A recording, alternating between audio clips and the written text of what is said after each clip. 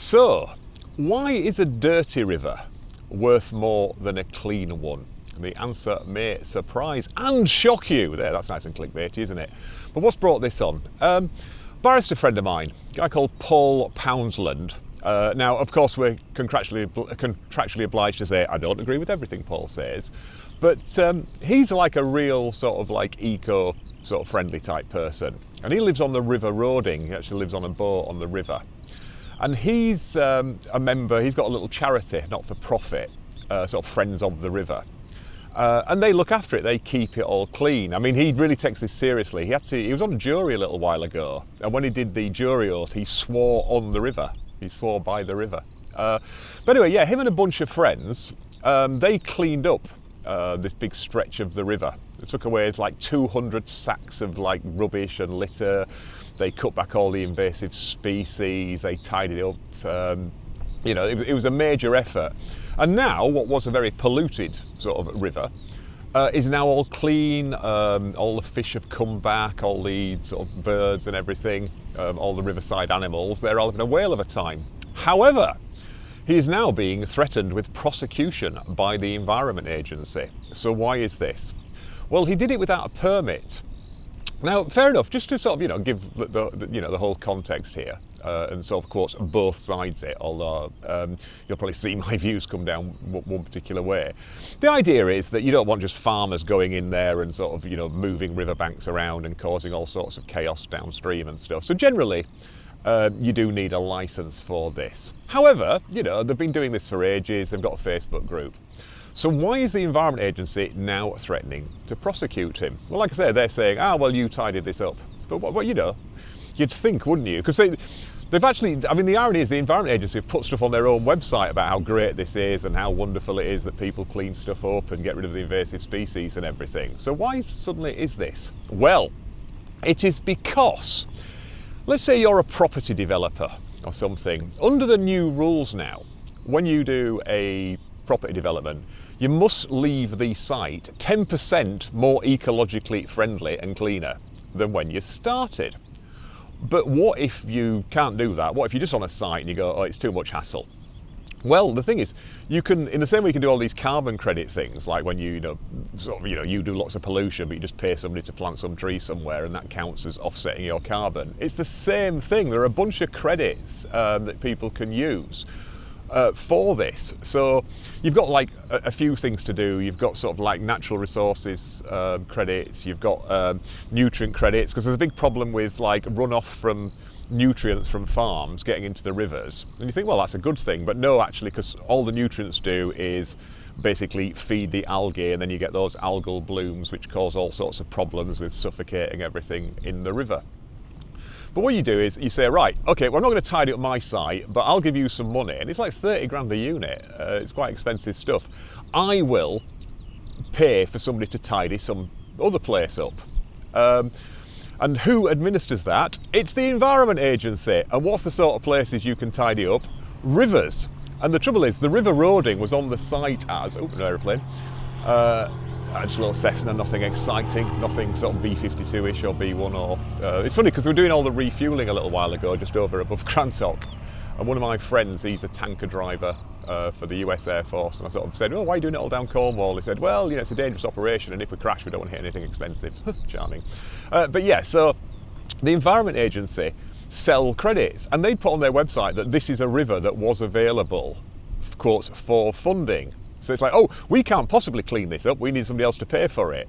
But now, because it's clean, there is nothing to clean up. So all of a sudden, instead of being worth an actual fortune to the Environment Agency, this river is worthless to them because there is nothing to clean up. It's actually better.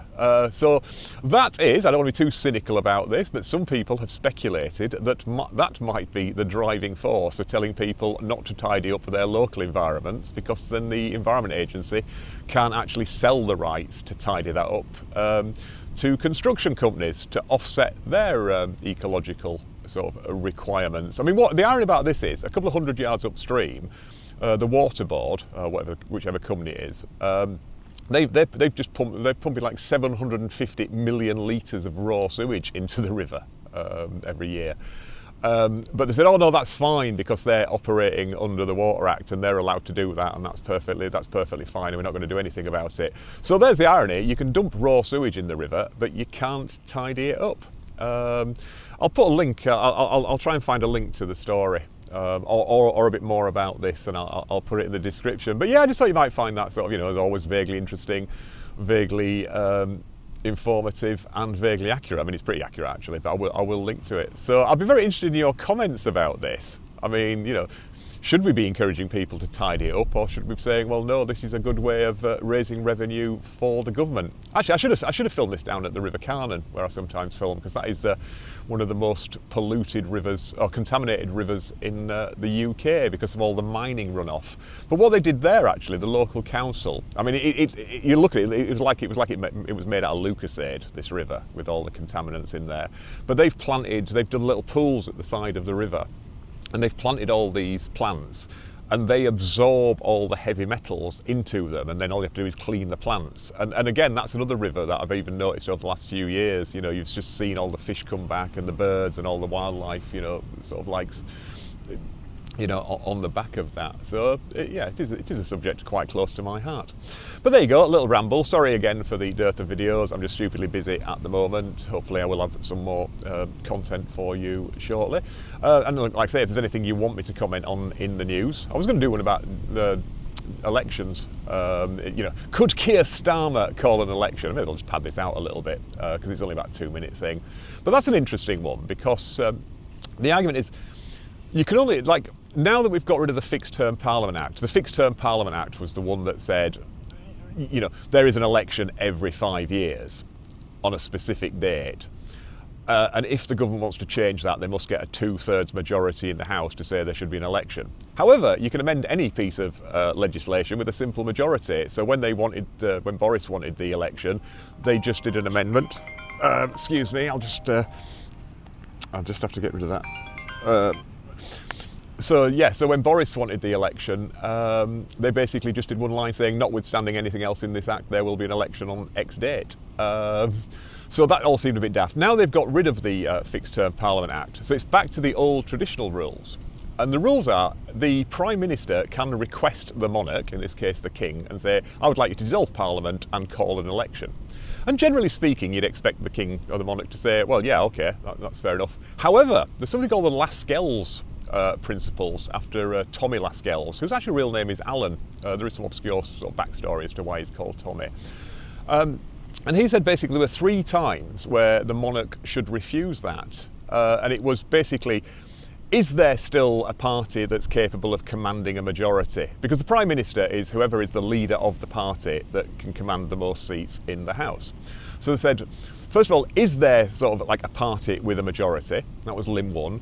The second limb was, would it cost, you've got to take into account the cost of actually having an election.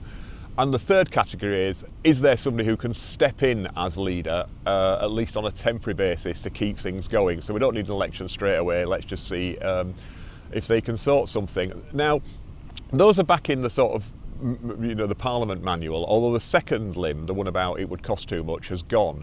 But theoretically, the King, if you could say, I would like an election, the King can say, well, actually, no, notwithstanding that you've been replaced, your replacement can run the party, and your party, and your party actually commands a majority and can be a stable government, so we're not going to allow you. I mean, like I say, now it's all looking like there isn't going to be an election, but I just wanted to get that one in just in case. So there you go, double feature, double bonus, and see you next time. I'd better go return those phone calls now, hadn't I, before I get shouted at.